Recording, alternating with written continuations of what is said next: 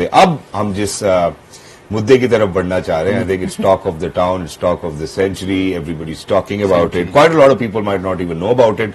पहले जरा आपको एक्सप्लेन कर देते हैं, मैं बाजू भाई की तरफ जाता हूँ उस एक्सप्लेनेशन के हवाले से, क्योंकि बहुत ज्यादा बात हो रही है, बहुत ज्यादा क्लिप्स वायरल हो रहे हैं। पहले जरा आप बता दें कि पावर सर्ज क्या है, कब शुरू होती है, क्योंकि लोगों को पता नहीं है। क्योंकि स्मिथ ने उस एंड से ये बात कही है कि मैं अगले ओवर से पावर सर्ज लेने लगा हूं, तो उधर ही रहने की जरूरत है, रन लेने की जरूरत नहीं है। बाबर आजम के और स्मिथ की बात कर रहे हैं, जो कि उन्होंने रन लेने से मना कर दिया। क्या हुआ, क्या इंसिडेंट तो बताया। उन्होंने देखे, बाबर आजम खेल रहे थे, जो उन्होंने वो मुझे ही पता है, लेकिन ये चाहते हैं कि ऑडियंसेस को भी पता लग जाए।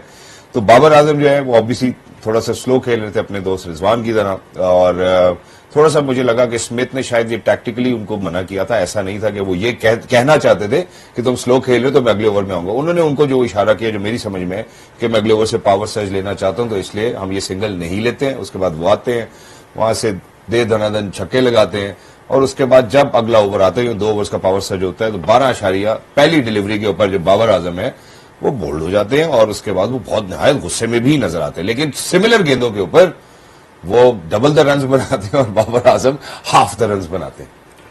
10वें ओवर पे आप तो वाटर ब्रेक होती है, तो 10वें ओवर पे जब ये वाटर ब्रेक हुई तो ये बताया गया, स्मिथ को ये बोला गया कि अब आप पावर सर्ज ले लो ताकि हम मैच क्लोज कर सके। स्मिथ ने कहा कि एक साइड की बाउंड्री छोटी है तो एक ओवर खेल लेते हैं, अगले ओवर में हम पावर सर्ज लेंगे। अब ये जो 11वां ओवर होता है उसमें गालबन 3 से 4 चौथे बॉल पे तो वो उसने सिंगल नहीं लिया, लेकिन 3 बॉलें डॉट हो जाती हैं। तो जब पावर सर्च आना था और स्मिथ ने डिसाइड किया हुआ था कि एक साइड की बाउंड्री, लेग साइड की बाउंड्री छोटी है तो मैं इसका फायदा उठाऊंगा, उसने बाबर को मना किया कि सिंगल नहीं लेना। उसके बाद 32 रन वो कर देते हैं इस ओवर में, तो वो सारा कुछ जस्टिफाई हो जाता है। अब इसके बाद जो रिएक्शन आता है, बाबर को तो गुस्सा है ही, ठीक है आपने रन नहीं लिया, वो सारा कुछ है ही कि पावर सर्ज में वो भी रन्स बना सकते थे, लेकिन स्मिथ का ख्याल यही होगा कि जो पावर हिटिंग है उसमें मैं थोड़ा सा आगे हूं, तो उस वजह से उसने रन नहीं। लेकिन इसमें जो रिएक्शन जो उसके बाद सोशल मीडिया पे आता है वो तो बच्चों वाला रिएक्शन है कि जी ये क्या तरीका है, डिसरिस्पेक्ट हो गई। मैं ये सोच रहा हूं कि चलें, अगर वो स्मिथ सिंगल ना लेता और पावर सर्च के पहले बॉल पे आउट हो जाता या उस ओवर में 5 से 7 रन होते, फिर क्या रिएक्शन आता। अभी तो उसने 32 रन कर दिए, बिल्कुल अभी तो उसने इतने रन कर दिया कि आप बोल ही कुछ नहीं सकते। बट गौर इस बात पे करना चाहिए कि ये उस दिन रिजवान के साथ हुआ, अब बाबर के साथ हो गया। स्ट्राइक रेट्स पे बात हो रही है, जो बिग बैश है वो फ्रेंचाइज क्रिकेट है, उसमें जो ईच फ्रेंचाइज ने अपनी देखनी है टीम ने कैसे जीतना है।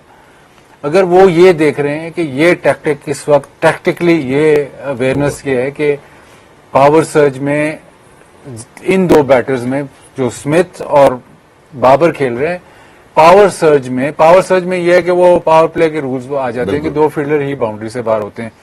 तो इस सिनारियो में कौन सा बैटर ज्यादा रन्स बना सकता है। अगर आप उस मैच में देख लें तो आपने खुद बता दिया कि एक कोई 200 के ऊपर से स्ट्राइक रेट पे जा रहा है, 42 गेंदों पे 100 बनाए, एक ने 37 गेंदों पे 250 मतलब 47 200 के स्ट्राइक रेट पे जा रहा है, और एक तो आप जाहिर है आप कहोगे कि स्मिथ ही खेले। तो अगर उसने सिंगल नहीं लिया तो इसमें डिसरिस्पेक्ट ये वो ठीक है, बाबर को गुस्सा चढ़ा है, लेकिन अगर बाबर को उस वक्त गुस्सा चढ़ रहा था तो वो अगले ओवर में 20-25 कर देता है। अगर 20-25 ना भी करता वो पूरी इनिंग खेल जाता और मैच जिता के आ जाता। वो उस वक्त फ्लैश मोमेंट ऐसे हुआ कि यार ये ईगो जब आ जाती है ना, क्रिकेट में ये काफी दफा आती है बैटर की, जैसे अगर स्पिनर बॉलिंग कर रहा है आप फील्डर सारे ऊपर ले आते हो, बैटर निकल के मार देता है कि यार ये इसने कैसे कर दिया। ईगो पे भी लोग खेलते हैं, लेकिन अगर आप ईगो आपकी आ जाती है उस वक्त तो आप फिर आप जैसे कॉन्सेंट्रेशन लूज होगी, वो आउट हो गया।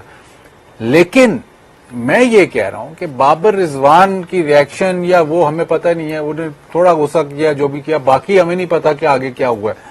जो रिएक्शन उसके बाद सोशल मीडिया पे आना शुरू हो जाता है, जो उनके जो फैंस होते हैं जो उनके लिए वो ऐसी ऐसी बातें शुरू कर देते हैं, वहां से मेरा ख्याल रिजवान और बाबर को नुकसान होता है। क्योंकि आप वो जो गलत चीज उसके उनकी डिफेंड कर रहे हो, प्रोपेगेट करते हैं। अब आप ये कहते हैं कि नहीं जी, मैंने तो कुछ ये भी पढ़ा कि इनको अपोलोजाइज करें। अपोलोजाइज वो किस बात पे करें?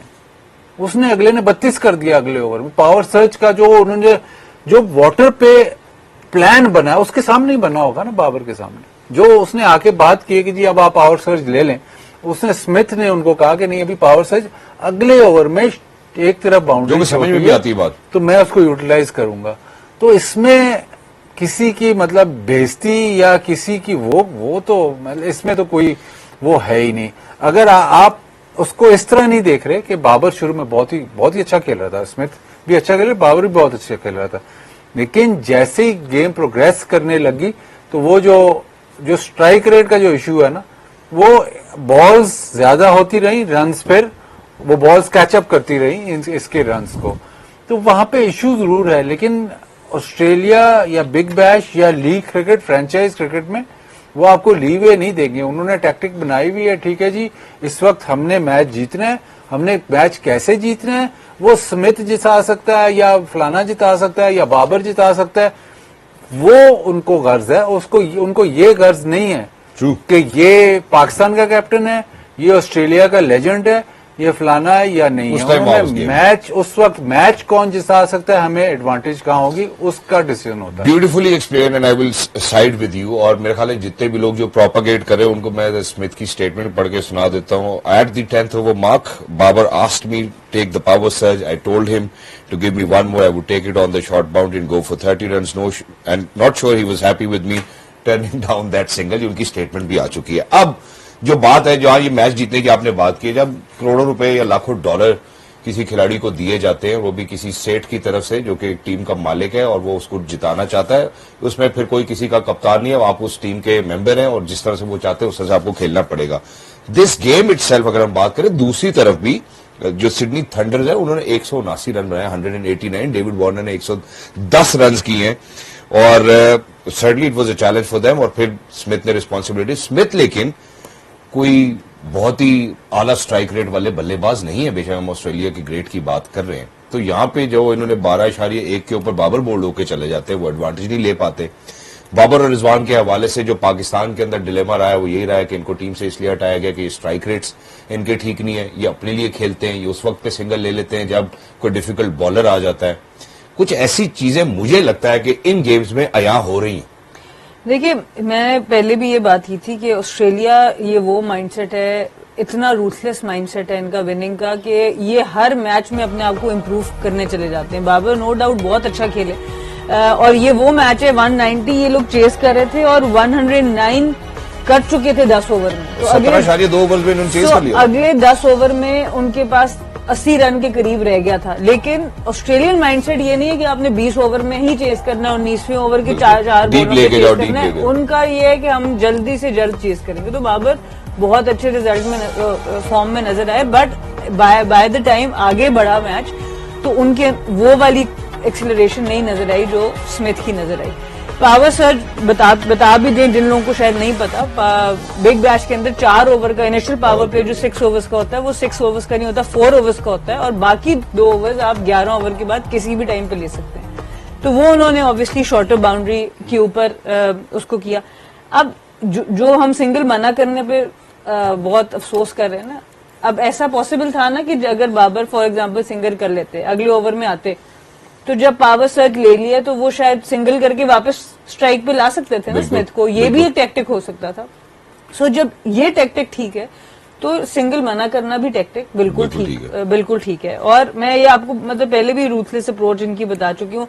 मतलब हमने जब क्रिकेट हम खेल रहे थे सोच रहे थे अगर 10 ओवर में फॉर एग्जाम्पल हम 50 ओवर की गेम कर रहे होते हैं और 10 ओवर में 60 रन का टारगेट है और आप पहले 5 ओवर में 40 रन कर लेते हैं तो जनरली ये कहा जाता था कि अब इजी हो जाओ, अब हम अच्छा जा रहे हैं ना, अगले 10 ओवर में हमें सिर्फ 20 रन ही तो चाहिए। Hold your horses. ठीक है, ऑस्ट्रेलियंस का क्या सोच है, अगर 10 रन में आपने 60 रन का टारगेट बनाया है एज अ टीम और आपने 5 ओवर में 40 कर लिया है, तो अब आपने टारगेट रिवाइज कैसे करना है, 60 पे नहीं होगा, अब आपने 90 पे जाना है। ओके। सो उन लोगों की सोच इस तरह की है। And they're not even calling it baseball. नहीं, they are not calling it baseball. ये वो कहते हैं कि अगर हमने पहले एक थिंक टैंक ने डिस्कस किया, 10 ओवर में 60 करना है पर 5 में 40 आ गया। अब आपने अगले ओवर इजी नहीं हो जाना, आपने और ऑपोजिशन के ऊपर अटैक करना है। तो ये माइंडसेट है ऑस्ट्रेलिया का, इसलिए हमें बहुत अजीब लग रहा है कि 109 पे कोई भी खिलाड़ी आउट नहीं है तो सिंगल रिफ्यूज करने की जरूरत क्या है। वो ये सोच नहीं रहे, वो ये सोच रहे हैं कि हमने 16वें ओवर में खत्म करना है या 17वें ओवर में खत्म करना है, हमने 20वें ओवर में नहीं जाना। सो इसलिए वो बार बार चैंपियन बनते हैं, इसलिए वो जो 15-20 रनों का फर्क आता है एक चैंपियन टीम में और एक नॉन चैंपियन टीम में, वो यही फर्क होता है। तो आई थिंक इससे हम सबको भी बहुत कुछ सीखने को मिलेगा कि ऑस्ट्रेलियन माइंडसेट क्या है, उसको थोड़ा सा मजीद अंडरस्टैंड करने का मौका मिलेगा। हम सीख प्लस ये जो फ्रेंचाइज क्रिकेट होती है और इवन टूर्नामेंट क्रिकेट होती है उसमें अमूमन नेट रन रेट का इशू आ जाता है, तो वो उसको आपने जब आपकी मैच आपके हाथ में है तो उसको जल्दी क्लोज करने की कोशिश करते हैं। और अमूमन हमने देखा, हमने वर्ल्ड कप्स में देखा है, पाकिस्तान के साथ भी हुआ है, काफी टीमों के साथ हुआ है कि शुरू में ही आपका नेट रन रेट इतना खराब हो जाता है कि बाद में आप कैचअप कर ही नहीं सकते। तो जब आपके पास मौका होता है कि यार अभी मैच बिल्कुल आप मैच आप हार नहीं सकते, आप इसको जल्दी से जल्दी खत्म करो ताकि आपको फायदा हो विद नेट रन रेट। तो वो सिचुएशन भी आप जो इन्होंने पावर से जब ली उस वक्त ये था कि मैच खत्म करे, क्लोज करे मैच, ये नहीं कि इसलिए नहीं ले कि जी अब चलो थोड़ा और बेहतर हो जाएगा, इसलिए नहीं ली। उन्होंने कहा कि ये पावर सर्ज में ही मैच बिल्कुल खत्म किया जाए और वो उसी तरह हुआ। एग्जैक्टली मैं अब बाजिद भाई जो प्रेसिंग क्वेश्चन या प्रेसिंग इशू है वो ये नहीं है। वैसे भी अगर हम अपनी पाकिस्तान सुपर लीग के हवाले से बात करें, सबसे ज्यादा डिबेट यहीं पे इसी स्टूडियो में बैठ के ये हुई है कि यार ये सिंगल क्यों नहीं लेते। तो आज बाबर का सिंगल रिफ्यूज हो गया, तो इस वजह से टेंशन हो रही है। मैं एक छोटे वक्फे की जानिब बढ़ना चाहता हूं, लेकिन जब मैं वापिस आऊंगा तो क्या आज बाबर और रिजवान को ये बात अंडरस्टैंड नहीं वो कर पा रहे कि यार जिस तरह से दुनिया में अब क्रिकेट खेला जा रहा है हम उस तरह से क्रिकेट नहीं खेलते, इस वजह से उनके लिए चैलेंजेस बने, कप्तानियों से हट गए, टीम से उनको बाहर कर दिया गया, फिर इवेंचुअली वो टीम के अंदर आ जाते हैं। बट उन्होंने एक अपना स्टैंड बना लिया कि यार हम इसी तरह स्कोर करेंगे, हम इसी तरह करते चलेंगे। लेकिन जब आप दुनिया में इतने बड़ी बड़ी लीग्स में पार्टिसिपेट करेंगे और दुनिया के नामवर खिलाड़ियों के साथ खेलेंगे जिनको आप अडेप्ट करते हुए भी देख रहे हैं, आप देख रहे हैं कि यार वो स्ट्राइक रेट, अगर कोई एक बंदा 120 के स्ट्राइक रेट से खेलता है वो आज 200 के स्ट्राइक रेट से खेल रहा है, तो आपको नहीं कभी लगा कि आपको भी शायद कोशिश करनी चाहिए कि यार अब हम लीग क्रिकेट में चलो आजमा के देख लेते हैं, हमारे लिए अच्छा मौका है। तो आई थिंक दैट्स स्टार्स हैं, ग्लोबल स्टार्स हैं, हम उनकी बड़ी इज्जत करते हैं। वो टीम का हिस्सा नहीं रहे, फिर उनको टीम में लाया गया। अभी भी ग्लव वर्क के हवाले से बात होती है कि शायद हमारे पास रिजवान जैसा खिलाड़ी होना चाहिए T20 international world cup squad में, लेकिन ऐसे प्रोस्पेक्ट्स नजर नहीं आते। अब जो मैं बात करना चाहता हूं, पहले हमने रिजवान का वो टैक्टिकल चेंज देखा, उसके हवाले से बाजिद भाई ने, मैडम सना ने बड़ी तफसीली गुफ्तगू की कि यार वो जब आप लीग क्रिकेट खेलने जाते हैं that's a very different scenario and they all they want is a win और अ विक्ट्री। लेकिन अगर स्मिथ अडेप्ट कर सकता है या स्मिथ कोशिश कर सकता है तो बाबर के पास भी वो प्रोग्रेस मौजूद है। Babar is one of the most amazing batters that Pakistan has ever produced. तो वो क्यों नहीं उस तब्दीली का हिस्सा बन सकते, वो भी पावर सर्ज में 12 पहली डिलीवरी के ऊपर बोल्ड होते हैं, वापस चले जाते हैं and that he looks frustrated. Why can't our players doubt? ऐसा क्यों है कि उन्होंने अपना एक मंत्रा बना लिया कि यार हम इसी तरह खेलेंगे, हमारा स्ट्राइक रेट यही रहेगा और हम इसी तरह खेलते हैं, आप पाकिस्तान में बेशक तीसरे नंबर पे खिलवा लो तो हम सेट हैं, कोई मसला नहीं। देखिए जो 12वें ओवर की आप बात करें ना, मैच के दरमियान जब बहुत बड़ा शॉक एज ए प्लेयर आपको लग जाए तो इतना आसान नहीं होता एकदम से मेंटली अपने फ्रेम ऑफ माइंड को, और बहुत कम होता है। बाबर को आपने जनरली इस तरह इमोशनल नहीं देखा है, बहुत वो कंपोज रहते हैं। लेकिन वो जो सिंगल मना करना है ना, वो आप जनरली टेल एंडर्स के साथ मना करता है अब, तो वो उनके लिए एक ऐसी चीज है जो ऑब्वियसली कभी भी, मेरा नहीं ख्याल कि उनके एंटायर करियर में वो चीज कभी भी उनके साथ हुई होगी, और वो भी हो ऑन द बिगेस्ट लेवल, ऐसी जगह पर जहां पे इतने आईबॉल्स हैं, टॉप क्रिकेट हो रही है, आप already for the last 1 year under pressure हैं, आपके ऊपर एक प्रेशर आया हुआ स्ट्राइक रेट्स का, और उसके बाद ऑस्ट्रेलिया जैसी जगह पे फुल पैक स्टेडियम के ऊपर आपके साथ ये होता है, तो ऑब्वियसली उससे वापस कम बैक करना इतना आसान नहीं होगा। और फिर उसके बाद वो शो भी करता है कि why he refuse the single, वो पूरा ओवर 32 रन का ओवर कर देता है। तो वहां से बाबर आई थिंक थोड़ी सी डिस्ट्रैक्शन हो गई उनको। तो जब डॉट बॉल्स खेल रहे थे तब नहीं उनको ये डिस्ट्रैक्शन हो रही थी? देखिए वो उसी वजह से उन्होंने सजा भी काटी, एक तरह से टीम से बाहर भी हुए, उन्होंने वो चीज की है। अब उसको वो कोशिश कर रहे हैं अडेप्ट करने को। मसल मेमोरी एक ऐसी चीज है, खासतौर पे एक ट्रेडिशनल बैटर की, कि वो इतना आसान नहीं है। रिजवान का केस डिफरेंट है, बाबर का केस डिफरेंट है। बाबर एक बहुत ट्रेडिशनल क्रिकेट खेलने वाले, जब तक वो इनर विल उनकी ना आती, उनको समझ भी काफी देर में आई है। बहुत अरसे से लोग बोल रहे थे कि आपने ये करना है, ये करना है, बट बिकॉज वो काफी हद तक वर्क भी किया। आपने 10 विकेटों से इंडिया को हराया, बाबर और रिजवान ओपन थे, पहली दफा मेंस क्रिकेट में वर्ल्ड कप में आप मैच जीते थे, तो वो एक बहुत कॉन्फिडेंस बूस्टर था एज अ कैप्टन भी, एज अ प्लेयर भी, कि जो हम कर रहे हैं हम ठीक कर रहे हैं। वहां से उसको फिर थोड़ा टाइम लगा समझने में कि ठीक है, वो 1-2 मैचेस के लिए ठीक है, अंडर 160-170 यूएई कंडीशंस आप वो काम कर लेंगे, बट अगर आपको world champion, world beater in all conditions बनना है, तो वो समझते समझते इतना टाइम लग गया कि अनफॉर्चुनेटली वहां पे बाबर और रिजवान से गलती हुई। जो हम बार बार कहते थे कि इनिशियली अगर ये ब्रेकअप हो जाते, के बीच में फखर जमान आ जाते, तो शायद आज लॉन्गर करियर्स होते, बट वो स्टिक करते रहे। तो वाजिद भाई अक्सर बात करते हैं कि आप दोनों को साथ क्यों मिलाते हैं, जिससे बाबर का भी नुकसान होता है, क्योंकि उस टाइम पे इतना इकट्ठे रहे कि वो आज तक वो एक इकट्ठा नाम बन चुका है। तो ये चीजें होती हैं, क्रिकेट करियर में होता है। अब यहाँ से आप रिस्पॉन्ड कैसे करते हैं, नेक्स्ट मैच में बाबर क्या करते हैं, रिजवान क्या करते हैं। ऑब्वियसली ये बहुत बड़े नाम है, बहुत बड़े स्टेजेस हैं एज कम्पेयर टू, मैं अब नाम एक वुमेन क्रिकेटर है, अभी इंडिया में भी ये हुआ कि उनको इसी तरह से रिटायर आउट किया गया, अगले मैच में उन्होंने जाके प्लेयर ऑफ द मैच जीत लिया। तो अगला मैच है बाबर के पास, वो जाएं, इसी का जवाब बल्ले से दें और ऐसे स्ट्राइक रेट से खेलें जो समझ आता है। तो आई थिंक वो पॉसिबिलिटी जरूर है, बट माइंडसेट चेंज की जरूरत बहुत ज्यादा है। एग्जैक्टली। और वैसे भी अगर हम बाबर की बिग बैश के हवाले से बात करें, मेरे ख्याल गालबन अगर ये आज 47 रन ना होते, निस सेंचुरी वो मुकम्मल कर लेते, तीसरी या चौथी निस सेंचुरी उनकी बिग बैश में हो भी जाती। बाजी भाई, the most essential question over here is कि जब from day one grass root पे जब आप खिलाड़ी बनना शुरू करते हैं, आप ट्रेन करना शुरू करते हैं, खेलना शुरू करते हैं, तो क्या जिस स्टाइल पे आप खेल रहे होते हैं, क्या जिंदगी भर के लिए वो आपका जामिन बन जाता? मतलब कि आपका स्टाइल ऑफ प्ले वही रहता है जिंदगी भर के लिए? स्टाइल देखिए, आप ये नहीं एक्सपेक्ट, मैं बाबर को आप कौन सी लीग में आप समझते? बाबर तो वो एलीट उस लीग में है, कोहली हो गया, विलियमसन हो गए, रूट हो गए, स्मिथ हो गए, उस आप स्टेचर वही है, स्टेचर में देखते। लेकिन जो भी ये आजकल के दौर में कोई ऐसा प्लेयर नहीं है जो कि तीनों फॉर्मेट में इक्वली डोमिनेट करे। 2 फॉर्मेट में कर सकता है, तीसरे फॉर्मेट में स्ट्रगल जरूर होती है। कोहली को अपने end of his career test match cricket में स्ट्रगल हुई। ये बाकी जो प्लेयर्स हैं, रूट कभी भी T20 का आउटस्टैंडिंग प्लेयर नहीं रहा, वनडे क्रिकेट में भी उसकी कोई आउटस्टैंडिंग एवरेज नहीं है। विलियमसन, स्मिथ भी। तो ये जो क्लासिकल प्लेयर्स हैं, क्लासिकल बैटर्स हैं, उनके लिए ये एक T20 की वजह से ना बड़ा मुश्किल हो गया पिछले दौर में, क्योंकि वनडे क्रिकेट और टेस्ट मैच क्रिकेट सिमिलर हैं। तो उससे पिछले दौर में जो आपके ग्रेट प्लेयर्स थे, वो दोनों में डोमिनेट कर जाते थे। अब मुश्किल है क्योंकि तीसरा फॉर्मेट आ गया।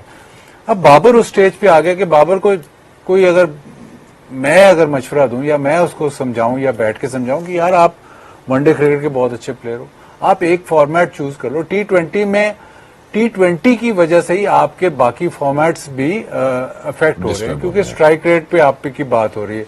बाबर अब इस स्टेज पे जाके आप ये नहीं समझ सकते कि बाबर यार बहुत बड़ा पावर हिटर बन जाएगा। बाबर उस तरह की बैटिंग शुरू कर देगा कि जी पावर प्ले में भी ऐसे ही बाउंड्रीज की मतलब भमार लगा देगा, और फिर पावर प्ले के बाद भी वो पावर हिटिंग करेगा। वो आई डोंट थिंक आप बाबर से इस तरह एक्सपेक्ट करते। बाबर का एक तरीकेकार है किस तरह वो इनिंग्स बिल्ड करता है, और किस तरह ये वनडे क्रिकेट हो या T20 क्रिकेट होती है, वो किस तरह वो उसकी इनिंग्स का रिदम है। तो मैं ये समझता हूं कि अगर उसने अपना करियर एक्सटेंड करना है, अगर उसने उस एलीट लेवल तक रहना है, तो उसको एक फॉर्मेट चूज करना। अगर वो समझता है कि नहीं यार मुझे T20 खेलनी है, तो फिर उसका जो बेहतरीन फॉर्मेट है वनडे क्रिकेट, वो छोड़ दे। अगर वो ये समझता है कि नहीं यार मैं वनडे क्रिकेट और टेस्ट क्रिकेट दोनों डोमिनेट कर सकता हूँ, फिर T20, क्योंकि सबसे ज्यादा क्रिटिसिज्म बाबर की जो आई है, जो सबसे ज्यादा क्रिटिसिज्म क्या, जो सबसे ज्यादा डिबेट आई है, वो पावर स्ट्राइक रेट पे आई है। और स्ट्राइक रेट किस पे? T20 cricket. वनडे क्रिकेट में किसी ने उसको सवाल नहीं उठाया। टेस्ट क्रिकेट में लीन पैच इसलिए आया क्योंकि बाकी 2 फॉर्मेट्स का जो प्रेशर था या स्पेशली T20 का जो प्रेशर है, उसके बाद कप्तानी वगैरह वो सारा कुछ T20 से ही शुरू हुआ, तो वो सीप इन कर गया है। तो शायद उसको भी सोचे कि यार मैं अगर जो रूट सिर्फ टेस्ट मैच क्रिकेट खेल रहा है, वनडे के लिए अवेलेबल है, बट उस T20 में तो खेलता नहीं है। इवन स्मिथ भी ऐसे है, कोहली तो अब रिटायर हो गया, बट वो जो फॉर्मेट है जहां पे मैं सबसे ज्यादा डोमिनेट कर सकता हूँ, आया कि मुझे सिर्फ उस पर ही फोकस करना चाहिए। शायद जो आजकल के दौर में आपको ट्रेडिशनल बैटर्स बहुत ही रेयर मिल रहे हैं, अब वो दौर खत्म होता जा रहा है, तो शायद उस मौजू पे उसको सोचना पड़ेगा। लेकिन इसमें एक एक्स्ट्रा एडेड प्रेशर हमारे प्लेयर्स के ऊपर है, जिसमें बाबर भी आते हैं, रिजवान भी आते हैं और बाकी भी हमारे प्लेयर्स आते हैं, कि जो सारे बाजिद भाई ने नाम लिए, सारी बात की, अगर आप देखें तो वो अपने डोमेस्टिक T20 फॉर्मेट्स खेल रहे हैं। हम लोगों का यहाँ पे खतरा ये आता है कि जब एक प्लेयर कह दे कि मैंने ये फॉर्मेट नहीं खेलना, तो वो उससे भी खैराबाद कह देते हैं। हमने अजहर अली की फॉर्म में देखा, हमने अब्दुल्ला शफीक की फॉर्म में देखा, बहुत से ऐसे नाम ऐसे रहे जिन्होंने अगर कोशिश भी की कि हम अगर एक फॉर्मेट, तो हम फिर ये कहते हैं कि भाई डोमेस्टिक भी अब इनको नहीं खिलाना, अब किसी और को इनकी जगह बना दो।